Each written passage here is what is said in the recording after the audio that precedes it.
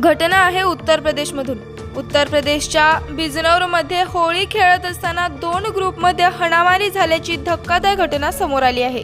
या 2 ग्रुपमध्ये भांडण झालं तर ते झालं कशावरून आणि लोकांचा मृत्यू झाला का ते जखमी आहेत आणि यावर पोलिसांनी नक्की केलं काय हे पाहण्याअगोदर आपण हा व्हिडिओ यूट्यूबला पाहत असाल तर चॅनलला सबस्क्राईब करा आणि फेसबुकला पाहत असाल तर आपल्या फेसबुक पेजला फॉलो करा। नाझिबाबादमधील मुक्तियापूर गावामधील एका घरासमोर स्पीकर वाजत होता आणि त्यावर काही तरुण नाचत होते।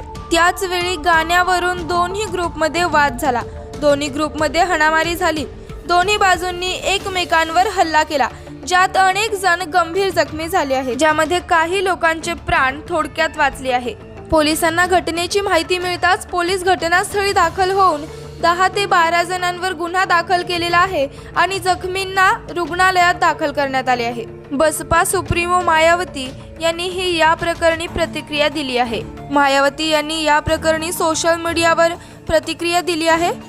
बिजनौर जिल्ह्यातील नजीबाबादच्या मुक्तापूर गावात झालेल्या जीवघेणा हल्ल्यात अनेक लोक जखमी झाल्याची घटना गंभीर आणि हे अत्यंत दुःखद आहे। निवडणुकीचे वातावरण बिघडू नये म्हणून सरकार दोषींवर कारवाई करेल। निवडणूक आयोगानेही याची दखल घ्यावी असं म्हटले आहे।